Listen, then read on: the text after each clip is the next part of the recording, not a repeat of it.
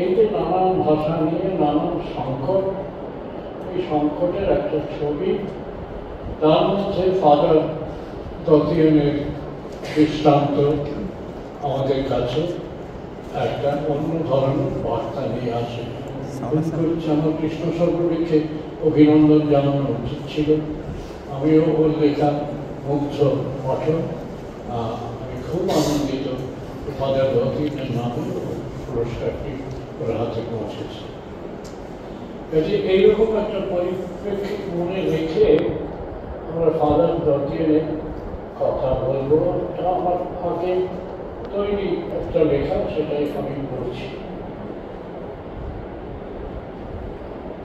আমি প্রথমে তত্ত্বের কথা বলবো যে একজনের গদ্যকে ভাষাকে কিভাবে বিশ্লেষণ করতে হয়, তারপরে একটু ইতিহাসে যাব।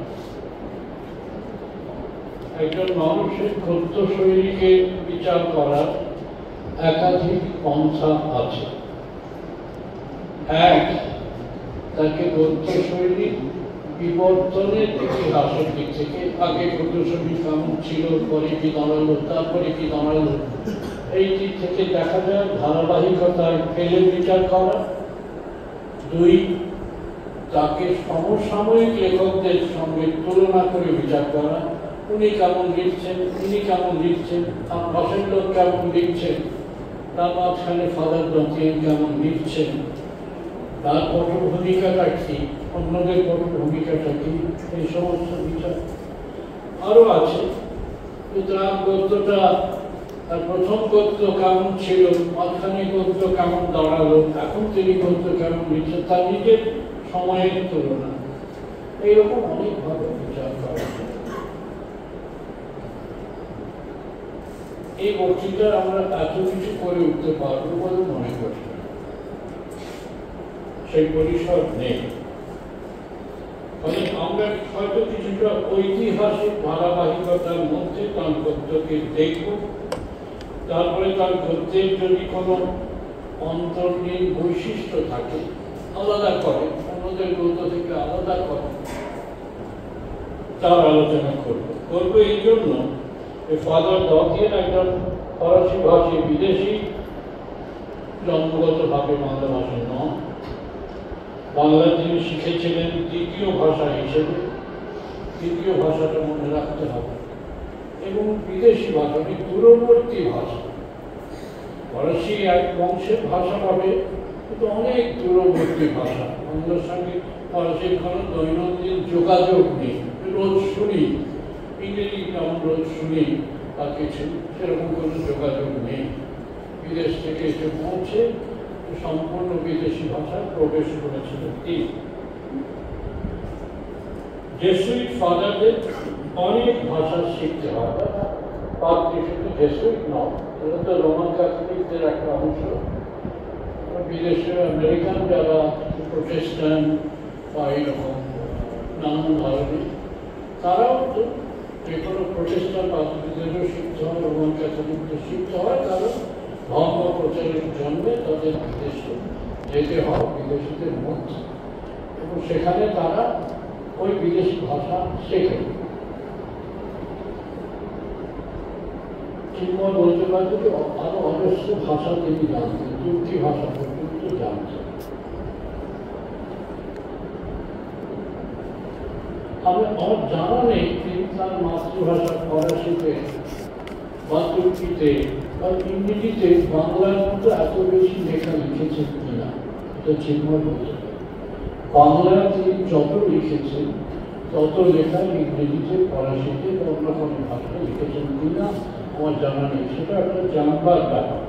বাংলায় তিনি তার এত কেন লিখেন, কি করে তার মনে হলো যে এই ভাষাটা আমার কথা বলার সবচেয়ে সহজ এবং সবচেয়ে অবলম্বনযোগ্য একটা বাহন, কি করে তার মনে হয়। তবে এই ভাষাতে আমার কথাগুলো সবচেয়ে বেশি ভালো করি, করে সবচেয়ে বেশি ব্যাপকভাবে বিস্তারিতভাবে আমি বলতে পারি, এই মনে হওয়াটা খুব জরুরি। আর চিন্ময় আশা করি সম্বন্ধে বলতে। এইবার আমি একটু ইতিহাসে যাচ্ছি যে বিদেশিরা যে বাংলা ভাষায় লিখতে বিদেশি তান্ত্রিকদের কথাটা আমরা একটু আলাদা করে রাখি, ফাদারদের কথা। অনেক বিদেশি গবেষক আছেন যারা ওই আমেরিকায় যাকে বলে এরিয়া স্টাডিজ, এরিয়া স্টাডিজের সূত্রে বাংলা ভাষা শেখে, কিন্তু তারা বাংলা ভাষায় লেখেন খুব কম। ধরো বাংলা ভাষা নিয়ে প্রচুর গবেষণা আমেরিকায় এডওয়ার্ড ডিমক বাংলায় লেখেন, তার ছাত্র ক্লিনটন সিলি বাংলায় লেখেন এবং অনুবাদ করেছে। অনুবাদ করেন বাংলা সম্বন্ধে অন্য ভাষায় লেখেন। আর এখানে পড়েছেন এখানকার ছাত্র জাপানি কাজুও আকুমা, তিনি বাংলা খুব কম লিখেছেন। আমার ধারণা কাম্পু আড়াইয়ের যে দিনপত্রী সেটা তিনি বাংলায় অনুবাদ করেছিলেন ও সেটা আমরা রবীন্দ্র ভারতী থেকে প্রকাশ করেছিলাম, কিন্তু বাংলা গবেষণা বা আলোচনাত্মক কোনো লেখা লেখেন। তবে বাংলার যারা বিদেশি গবেষক তারা বাংলায় লেখেন খুব কম, অনুবাদ করেন। যেমন জো উইন্টার রবীন্দ্রনাথের গীতা উইলিয়াম বাদিতে ইংরেজিতে অনুবাদ করেছে, বাংলা লেখেন না। সেইখানে ফাদার জাতীয়রা আলাদা হয়েও আসে। যাজকদের কাজ যেহেতু নিজেদের এলাকার বাইরে কম বেশি দূরে নতুন ভাষা ক্ষেত্রে গিয়ে সেই ভাষার মানুষদের সঙ্গে যোগাযোগ স্থাপন করে ধর্ম প্রচার করা, সেটি তাদের লেখার ভাষাও শিখতে হয়। বলার ভাষা তো শিখতে হবে, ভাষা তো দুটো চেহারা আছে, এই লেখার ভাষাটাও শিখতে হয় মুখের ভাষা শেখার সঙ্গে সঙ্গে। এই কাজ ইউরোপীয় আর মার্কিন যুক্তরাষ্ট্রের যাজকেরা খুব ব্যাপকভাবে করেছে। কাজটি বোধহয় শুরু হয়েছিল বিশ্বব্যাপী খ্রিস্ট ধর্ম প্রচারের অঙ্গ হিসেবে বাইবেল, বেশিরভাগ ক্ষেত্রে নিউ টেস্টামেন্ট নতুন নিয়ম অনুবাদের সঙ্গে সঙ্গে বাইবেল অনুবাদ ব্যাপকভাবে আমেরিকান বাইবেল সোসাইটি অজস্র অন্য ভাষায় অনুবাদ করছে, অন্য ভাষা শেখা শুরু করেছে। প্রথম দিকে লিখিত অনুবাদের মধ্যে নানা পারস্পরিকতা ছিল। বাইবেল কিন্তু একটা টেক্সট আছে, ইংরেজি হোক হিব্রু হোক টেক্সট আছে, তাদের অনুবাদ তার গদ্য একরকম হবে। ফাদার যদিও মনে রাখবেন সেই অনুবাদের ক্ষেত্র থেকে বেরিয়ে এসে সৃষ্টিশীল বাংলা লেখা, আলোচনাত্মক বাংলা লেখা সব লিখেছেন। এটা কিন্তু পাদ্রীদের ফাদারদের কাজের সীমানার মধ্যে পড়ে না। তিনি স্বাধীনভাবে বাংলা লিখেছেন, স্বেচ্ছায় অজস্র বাংলা লিখেছেন। ফলে সেই দিক থেকেও আমাদের দেখতে হবে যে তার মানে ধর্ম নির্দিষ্ট, সংঘর্ষ নির্দিষ্ট কর্তব্যের বাইরে কিন্তু তিনি লিখেছেন।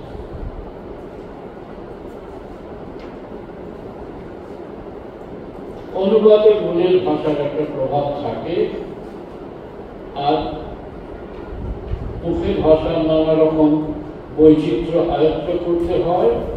আঞ্চলিক বা শ্রেণীগত বা লিঙ্গগত বৈচিত্র্য কত রকম থাকতে পারে, মেয়েরা কোন ভাষা বলে, ধর্মীয় সম্প্রদায়ের ভাষা একটু আলাদা হয়ে যায় অঞ্চলে, এই সেগুলো সব জানতে হবে। উইলিয়াম কেরি সম্পাদিত কথোপকথন বইটি সেই চেষ্টারই প্রকৃষ্ট প্রমাণ। নমুনা তুলে ধরা হয়েছে কারা কিরকম কথা বলে, ভদ্রলোকে প্রাচীনে প্রাচীনে, যেমন এমনকি মেয়েদের ঝগড়া, মাইয়া কন্দল, তাও উইলিয়াম কেরি নমুনা হিসেবে তুলে দিয়েছেন। খুব ফাদার যেটা সম্পাদনা করেছেন পূর্বে অত্যন্ত চিত্তাকর্ষক এই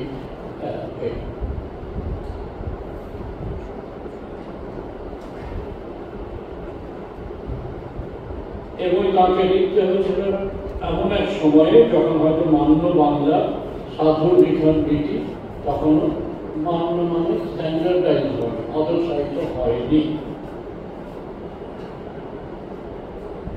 এই একই সমস্যা হয়েছিল খ্রিস্টীয় বাংলা গদ্যের প্রাচীনতম লেখক পর্তুগিজ মানুয়েল দর্শন সাহেব, যিনি ঢাকার হাওয়াল অঞ্চলে যে মুখের কথা তার দ্বারা প্রভাবিত হয়েছিলেন। আর অনেক যাজক তাদের বাংলা রচনার দ্বারা বাংলা সাধুগণদের একটি আদর্শ বা সুনির্ধারিত স্ট্যান্ডার্ডাইজ রূপের দিকে এগোবার চেষ্টা করেছে, তাদের কাজ সাহায্য করেছে, কিন্তু তারা কখন সামনে কোনো আদর্শ পাননি। সুশীল কুমার দে, অসিত কুমার বন্দ্যোপাধ্যায় আর ব্রজেন্দ্রনাথ বন্দ্যোপাধ্যায় অনেকে এগুলো নামের তালিকা পাবে। প্রাথমিক কয়েকটা প্রয়াসের কথা আমি বলি। যেহেতু খ্রিস্টীয় যাজকেরা হাতের কাছে অনুসরণ করার মতো ভক্তির কোন আদল বা মডেল পাননি, সেহেতু তাদের পথ কেটে কেটে এগোতে হয়েছে।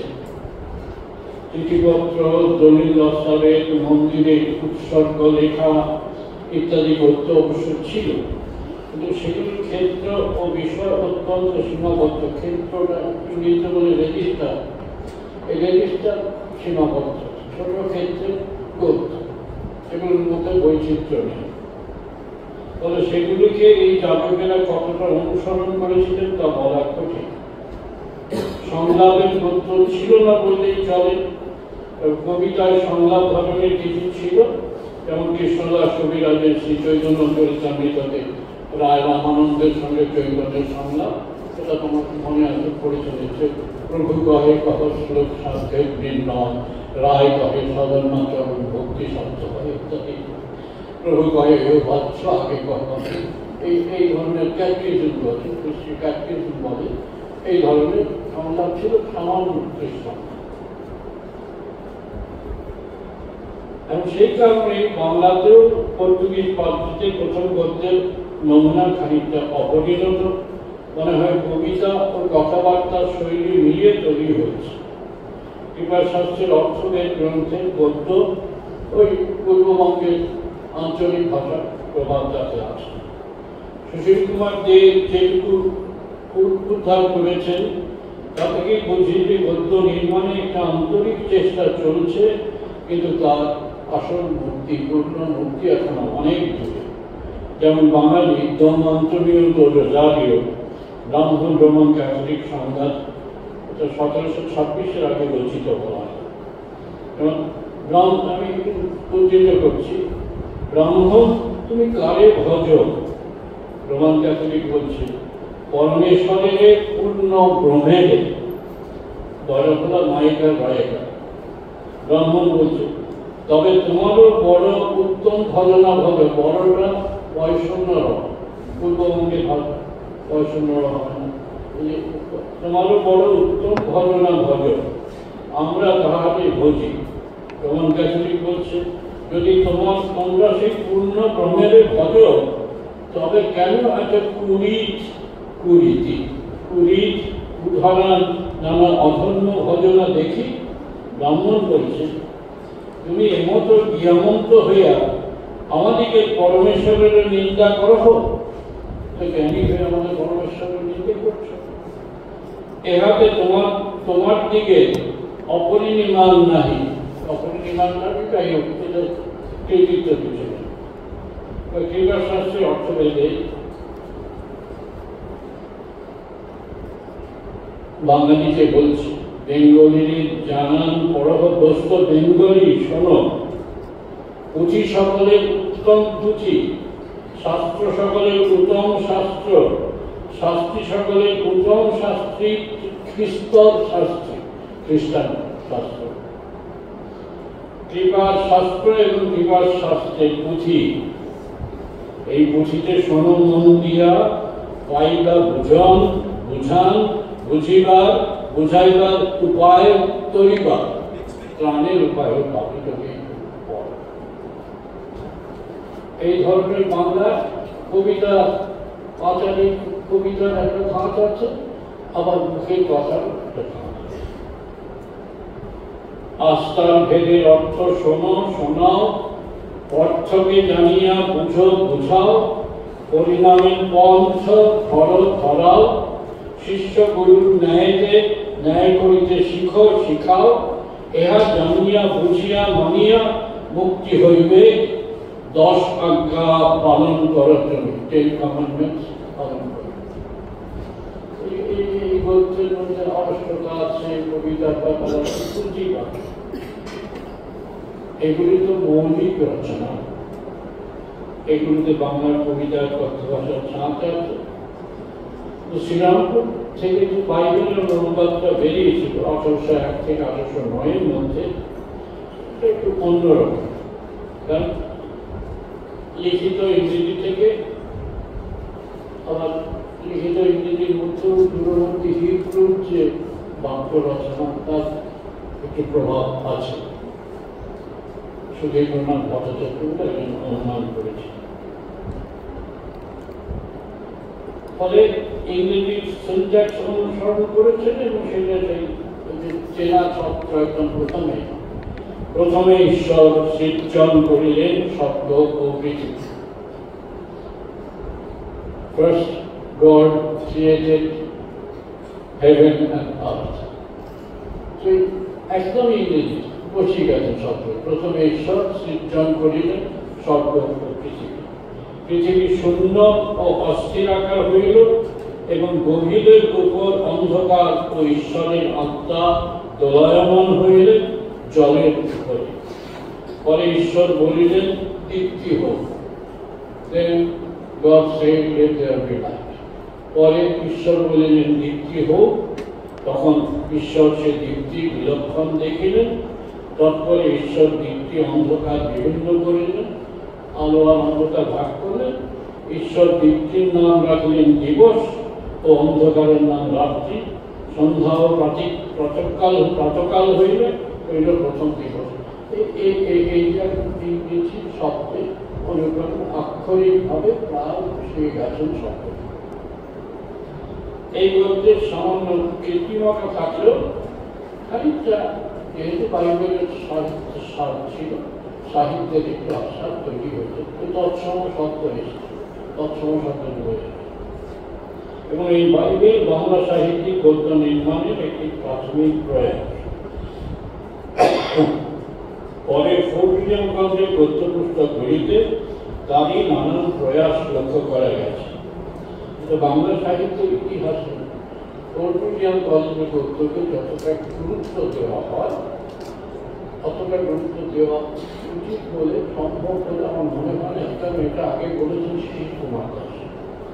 কারণ ওটা কোনো, এগুলো ছিল সাহিত্যের জন্য পাঠ্যপুস্তক, এগুলো বাঙালিরা সাধারণভাবে পড়তো না, তার প্রচুর দামও ছিল। ফলে গদ্য কি হয়, গদ্যে পড়বো, পড়ে আমি লিখবো বা আমি বলবো, তারপরে অন্যরা বই লিখবে। ফোর্ট উইলিয়াম কলেজে বই পড়ে সেরকম কোনো ধারাবাহিকতা, তর্কাতর্কি এসব তৈরি হয়নি। 1801 থেকে 1835 পর্যন্ত ফোর্ট উইলিয়াম কলেজের ইতিহাস এই ধারাবাহিকতার মধ্যে পড়ে। এই ধারাবাহিকতার মধ্যে কোন গুরুত্বপূর্ণ পড়ল, রামমোহন যখন শুরু করলেন 1815 থেকে বেদান্ত গ্রন্থের অনুবাদ, তারপরে খবরের কাগজগুলো দিগদর্শন, সমাচার দর্পণ, তর্কাতর্কি শুরু হলো। রামমোহনের বই থেকে তর্কাতর্কি শুরু হল। মৃত্যুঞ্জয় বিদ্যালঙ্কার রামমোহনের বিরুদ্ধে লিখলেন। এই যে ক্রিয়া প্রতিক্রিয়া, আমি এটা লিখছি, তার উপরে আরেকজন লিখছে, এই থেকে গদ্য আসলে গদ্যের কোমরের জোরটা তৈরি হয়। ফোর্ট উইলিয়াম কলেজের বইগুলো সেই ধারাবাহিকতার মধ্যে পড়েনি। এটা আমি বার্ষিকভাবে বললাম। শিশির কুমার দাস প্রথম বলেছে। রামমোহন রায় যে কাজটা করলেন সেটা খুব অদ্ভুত কাজ। যে বেদান্ত গ্রন্থ রোজ পড়বো এরকম বই তো নয়, কিন্তু বেদান্ত গ্রন্থ যদি পড়ো তার একটা বিজ্ঞাপন বলে আছে, ভূমিকা। এই ভূমিকাতে রামমোহন বলছেন যে কিভাবে এই নতুন গদ্য পড়তে হবে। নতুন পাঠককে তিনি শেখাচ্ছেন নতুন বাংলা গদ্য, যা জটিল মনে হতে পারে, অজস্র বাক্য একসঙ্গে জুড়ে গেছে, কোনটার ধারে কোনটার লেখা আমরা কিছু বুঝতে পারছি না। রামমোহন সাহায্য করবার জন্য এগিয়ে আসছেন। কারণ রামমোহনের কাজটা আরো গুরুত্বপূর্ণ এই জন্যে যে রামমোহন বাংলায় লিখছেন, ইচ্ছে করলে অন্য ভাষায় লিখতে পারতেন, বাঙালি এলিট, বাঙালি অভিযান, তারা বাংলায় লিখে বাঙালির সঙ্গে যোগাযোগ স্থাপনের চেষ্টা করছে। এটা খুব গুরুত্বপূর্ণ। বাঙালিরা উঁচু স্তরের মানুষেরা তারা বাংলায় লিখছে। রামমোহনের কথাগুলো আমি পড়ি। বাক্যের আরম্ভ আর সমাপ্তি এই দুয়ের বিবেচনা বিশেষ মতে করিতে উচিত হয়। কোথায় শুরু হচ্ছে, কোথায় শেষ হচ্ছে লক্ষ্য করতে হবে। যে যে স্থানে যখন যাহা যেমন ইত্যাদি শব্দ আছে, তাহা প্রতিশব্দ তখন তাহা তেমন ইত্যাদিকে অন্বিত। যখন থাকবে তখন কোথায় আছে দেখো, যাহা থাকবে তাহা কোথায় আছে দেখো। দেখো রামমোহন কিভাবে আমাদের বোঝাবার চেষ্টা করছে এবং বলছে ক্রিয়াটাকে লক্ষ্য করো। যাবৎ ক্রিয়া না পাইবে তাবৎ বাক্যের অর্থ করিবার চেষ্টা না করিবে। ক্রিয়াটাকে ধরো, ক্রিয়াটাকে ধরে দেখো তার কর্তাটাকে, এই ক্রিয়ার সঙ্গে কর্তা জুড়ে দিলে তুমি বাক্যের অর্থ। এরকম দেখো একজন মানুষ এত কিছু করছে কিন্তু বাঙালিকে গদ্য পড়তে, জটিল গদ্য পড়তে শিখেছে। এবার আমাদের আলোচনার মূল বিষয় আসে ফাদার জাতীয়। এখানে আরেকবার মনে করিয়ে দিই যে একজন লেখকের ওপরে তার শৈলী পুরোটা নির্ভর করে না। কিভাবে শৈলী তৈরি করছে তা আমি তৈরি করছি তা নাও, আমি কি থেকে আলাদা হব তারও একটা এ আছে। আমি এরকম লিখবো না, আমি অন্যরকম লিখবো। লেখক সিদ্ধান্ত নিচ্ছে কিন্তু সিদ্ধান্ত প্রভাবিত হচ্ছে অন্য কারোর দ্বারা। সময়ের শৈলী, সময় যেরকম লেখা হচ্ছে তাকে প্রভাবিত করে। অন্য লেখকদের শৈলী যাতে তিনি অনুকরণ করতে পারেন, প্রত্যাখ্যানও করতে পারেন, সেটা প্রভাবিত করে।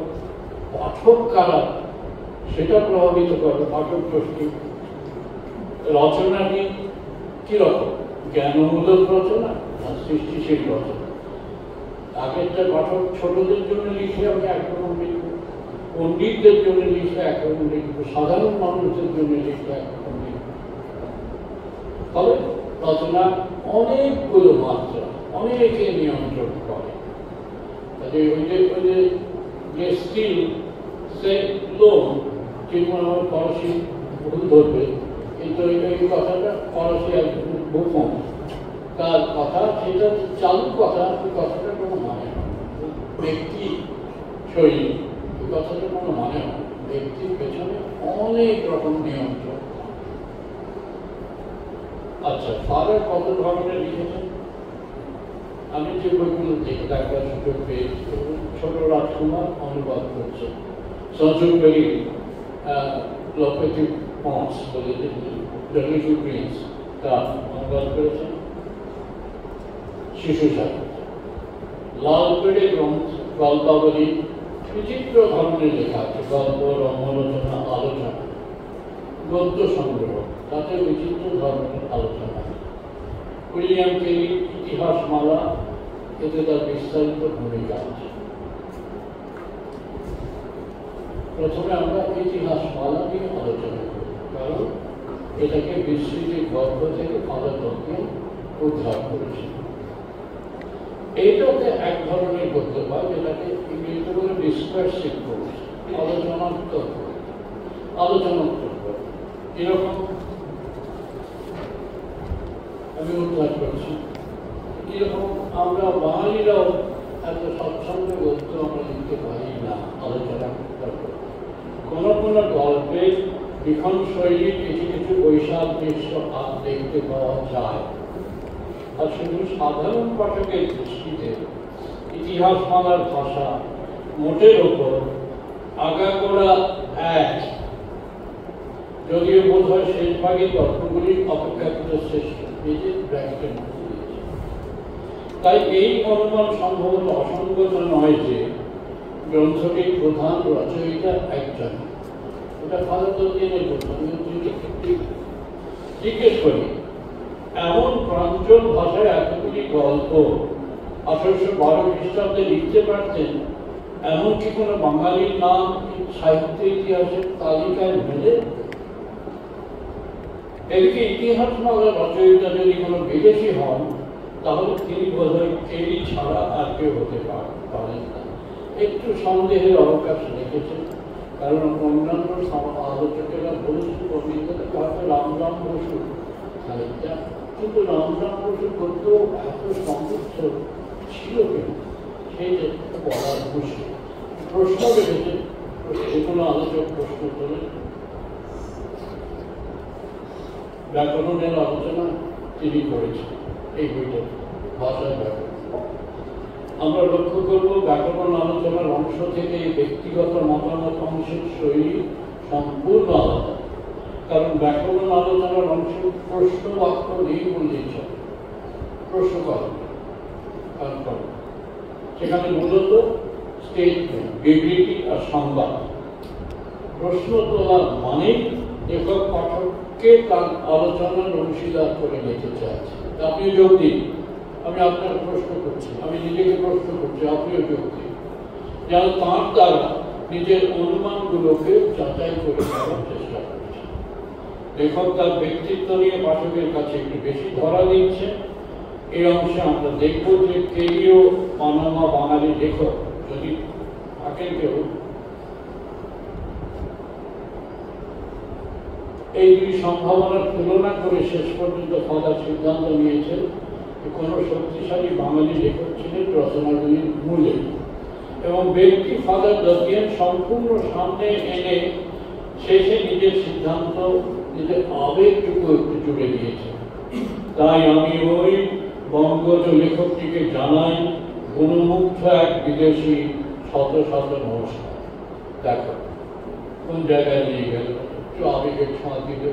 নিরাসক্ত আলোচনার থেকে যেদিন তিনি বাঙালির সংস্কৃতির কাছে একটুখানি অবনত হলেন, এই ব্যক্তিত্বটা বেরিয়ে আলোচনার মধ্যে। ছোট রাজকুমার একটি অনুবাদ, ছোট পাঠকদের জন্য রচিত। ফলের ভাষা মাত্রার দুটি বৈশিষ্ট্য থাকার কথা, এক ছোটদের উপযোগী ভাষা আর অনুবাদের দ্বারা প্রভাবিত ভাষা। প্রথম সূত্র হিসেবে বলি, এই বর্ণনার বাক্যগুলো খুব দীর্ঘ বা জটিল নয়, ছোটদের মতো দুটি বা বড় জোর তিনটি বাক্য জুড়ে তৈরি। বর্ণনার বেশিরভাগ বাক্য ছোট, সরল, সংলাপেও, এবং এই গদ্য সরল ও স্বচ্ছন্দ। তো আমার মনে হয় যে বাঙালি শিশুরা কিছু শব্দবন্ধ একটু আটকে যেতে পারে, যেমন জঙ্গলে সংঘটিত সব ট্র্যাজেডি। কানে এই যে জঙ্গলে সংঘটিত অনুপ্রাসটা এনেছে কানের অনুরোধ, কিন্তু জঙ্গলে সংঘটিত সব ট্র্যাজেডি, এসব উজ্জ্বল মস্তিষ্ক ব্যক্তি মানব শিশুর ওই নির্লিপ্ত ভাব প্রমাণ সিদ্ধ করেছিল, সব উদ্ধৃতি করছে। এগুলো সব ছোটরা, আমি জানি না কোন ছোটদের কথা তিনি ভেবেছিলেন, সন্দেহ। কিন্তু সাধারণভাবে যে তার ফলে হতেই পারে যে বয়সের ফরাসি শিশুর যোগ্য পাঠ্য এই বই অনুবাদ তার চেয়ে বেশি বয়সের বাঙালি শিশুর যোগ্য হয়ে ওঠে। তো হতেই পারে, কারণ ইংরেজ শিশুরা যে ইংরেজি বুঝতে পারে তারই অবিকল অনুবাদ হলে বাঙালি শিশুরা সেই বাংলা নাও বুঝতে পারে। অনুবাদের জটিলতার ব্যাপার থাকে, কারণ ভাষা গ্রহণের মাত্রা সব ভাষার শিশুর সমান নয়। আমাদের ভাষার শিশুদের লেখাপড়া কতটা কি এসব আছে, আমি আমার অনুমান ভুলও হতে পারি, এটুকু আমি বলছি, হয়তো ভুল হয়েছে, কিন্তু আমি এই কথাটা বলছি। গদ্য সংগ্রহ 2012 একদম স্বরচিত রচনা, অনুবাদের বাইরে পেলাম। এই সংগ্রহে তার প্রথম বই ডায়েরি ছেঁড়া পাতা, যার সময় বাঙালি পাঠক সমাজের আলোড়ন তুলেছে।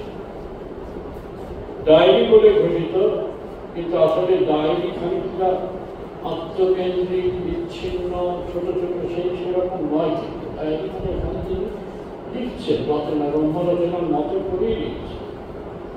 ছোট ছোট আখ্যান, গল্প বললেই হয়। লেখকের নিজের দেখা আর অনুভব করা বিচিত্র মানবিক অভিজ্ঞতা, সামাজিক অভিজ্ঞতা, যার মধ্যে লেখক আছেন অবশ্যই, নিজের কথাও আছে। প্রথম রচনা বিপুল কান্নাজি, কিন্তু এগুলি মূলত অন্যদের কথা, অন্যদের দেখছেন তাদের কথা, নিজের কথার বাইরে নিজের কথা আছে। একটা উদ্ধৃতি দিচ্ছে, ঘটনা উদ্ধৃতি। শূন্য হস্টেলের ছেলেরা ফুটবলের চ্যারিটি ম্যাচ দেখতে গেছে। দীপু বলে একটি ছেলে যান, ঘরে বসে কাঁদছে। দেখো নিজের কথা, তার কান্নার কারণটি শুনে বিস্মিত হল। সে ভিক্টর হুগোর লা মিজারেবলস দীপুর উচ্চারণ পড়তে পড়তে কাঁদছে। ভিক্টর হুগোর বই পড়ে কাঁদছে, লা মিজারেবল, লে মিজারেবল পড়ে কাঁদছে। এবার লেখক ভাবছেন, মানে চিন্তা করছেন যে তিনি যখন এই বইটা পড়েছিলেন তখন কি তিনি কেঁদেছিলেন? ঘটনা আগেই দেখেছেন লেখক, কিন্তু পাঠক আগে জানছে তার আত্মগত চিন্তার কথা। আমি জানতাম বড় হলে ছেলে কাঁদে মাত্র দুটো কারণ, বাঙালি পরীক্ষায় উত্তীর্ণ না হলে আর মায়ের মৃত্যুতে। এই যে বাঙালি সমাজের একদম ভেতরে ঢুকে বাঙালি ছেলের কান্নার কারণ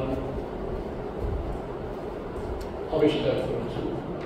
এখন বলছেন দেখি যে দুটি উল্লেখের আবেগগত কারণ এইরকম কাঁদছে ভিক্টর হুগো বই পড়তে পারছে।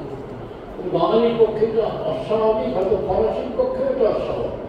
ফরাসিরাও এই বই পড়ে কেঁদেছে, বাঙালি কাঁদছে। এই জায়গাটা পৌঁছেছেন বাঙালি সংস্কৃতির একেবারে মাঝখানে পৌঁছে।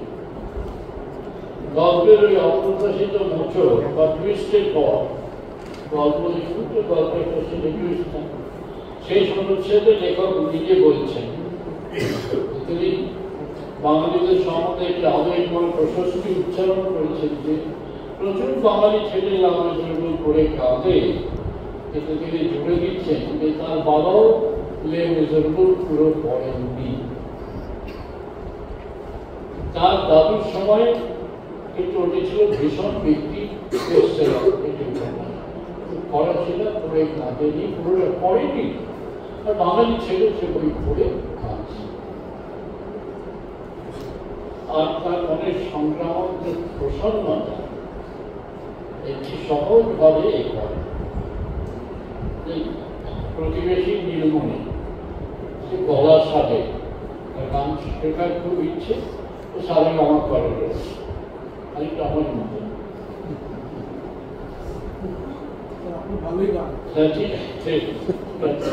আমি বোধহয় দুর্বলতা বসত আমন্ত্রণ করেছিলাম এই মন্তব্যটা, বুড়ো বয়সে নানা দুর্বলতা জান।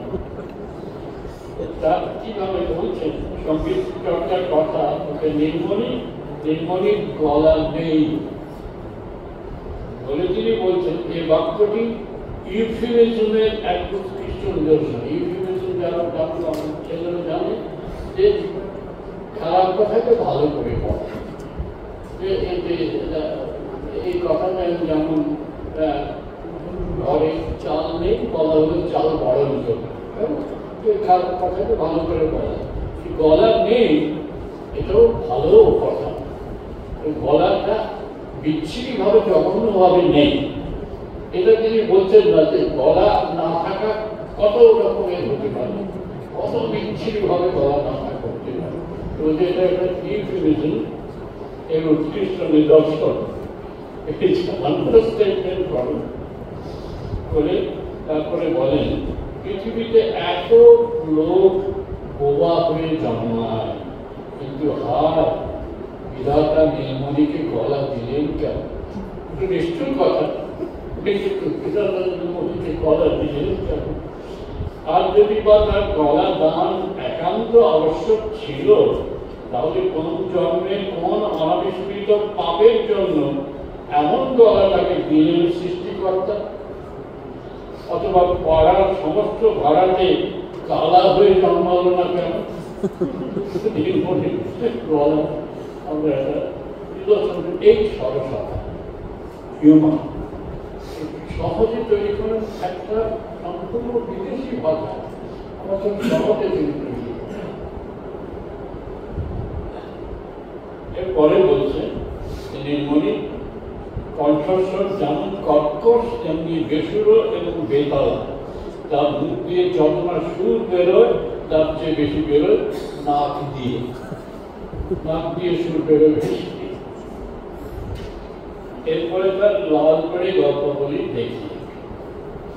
এই মহারাজের ছবিতে থেকে একটা শিশুদের জন্য রচিত বলে মনে হতে পারে, ওই পড়ে মনে হয় না এটা শিশুদের জন্য।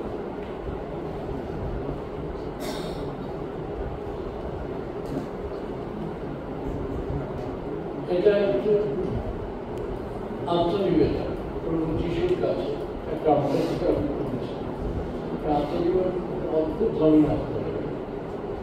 তিনি আর আমি কোটির মধ্যে একক নই, অর্থাৎ আমি তুচ্ছ নই তার কাছে।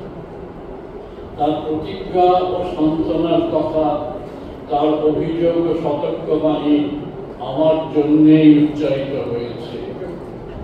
রবীন্দ্রনাথের আমি হইলে তোমার প্রেম হতে আমায় হইলে ভুবনেশ্বর তোমার প্রেম। প্রভু তুমি আমাকে অভাবনীয় আন্তরিকতার যোগ্য করে তোলো। যে মাথার উপর তুমি হাত রেখেছ সেই মাথা যেন অহমিকার উচ্চত না হয়। যে চোখের ওপর তোমার দৃষ্টি নিবদ্ধ হয়েছে সে চোখ যেন কুদৃশ্যে কলুষিত না হয়। যে কানে তোমার ডাক পৌঁছেছে সে কান দুটি যেন মানব শত্রুর প্রলোভনের কথায় উৎখাটিত না হয়। যে হাত তোমার হাতের মধ্যে চেপে ধরেছ সে হাত যেন দুষ্ক্রিয়ায় ব্যবহৃত হয়ে তোমাকে আবার কুশবিদ্ধ না করে। আকুলের আবেদন, আত্মসমর্পণ, এই আকুতি রবীন্দ্রনাথের ভাষাকে তাই মনে করে, শান্তিনিকেতনের ভাষাকে কখনো কখনো। এই গ্রন্থকে আমি কিভাবে বিশ্লেষণ করব? এ শব্দচয়ন অবিকল্প রূপে নির্ভুল, এ বাক্যসজ্জাও অনিবার্য রূপে যথার্থ। মনে হয় ওই ভাই যেন সকল ভালোবাসা গানটাও যেন প্রতিধ্বনিত হচ্ছে। পরের অনুচ্ছেদেই রবীন্দ্রসঙ্গীত শব্দ উদ্ধার করে, কিন্তু আমাদের মনে হয় বাংলা ভাষা গদ্য সাহিত্যের শ্রেষ্ঠ নিদর্শনগুলি তার প্রিয় রবীন্দ্রনাথের সমস্ত গল্পের গদ্য, এমনকি কবিতা ও গানে ধ্বনি সঙ্গীত একেবারে তিনি হজম করে ফেলেছেন। তন্ন তন্ন করে পড়েছিলেন রবীন্দ্রনাথ গদ্য এবং কবিতা এবং তার গান, এবং সেইটা তার গদ্যে। আমি এইরকম স্রষ্টা কোনো বিদেশি মধ্যে বাংলা আর নেই। সোজা কথা, আমি আরেকজন গল্পের কথা আমরা প্রার্থনা করব, অবশ্যই লাগে। তো অবশ্যই আলোচনাটা করতে হবে। এই যে শিশুর গল্প লেখেন এবং এই শিশুর গল্প লেখা একটা বিশেষ ক্ষমতার পরিচয়, যে ক্ষমতাটা মানুষের সঙ্গে মিশতে হবে, মানুষের সঙ্গে সব শ্রেণীর মানুষের সঙ্গে মিশতে হবে। সুন্দরবনে গিয়ে তিনি সুন্দরবন অঞ্চলের গরিব মানুষের সঙ্গে মিশেছেন, কলকাতার মধ্যবিত্তদের সঙ্গে মিশেছেন, পাড়ার সাধারণ মানুষের সঙ্গে মিশেছেন। তাদের মুখের বয়ান, তাদের মুখের কথা, বচনভঙ্গি, তাদের অঙ্গভঙ্গি, কিভাবে কথা বলে, কিভাবে গান গায়, সব তুলে এনেছে। আর কোনো বিদেশির পক্ষে এটা সম্ভব হয়নি, ফলে তাকে বিদেশি বলাটাই আমাদের পক্ষে খুব কঠিন হয়ে দাঁড়ায়। এই আমার বক্তব্য। নমস্কার।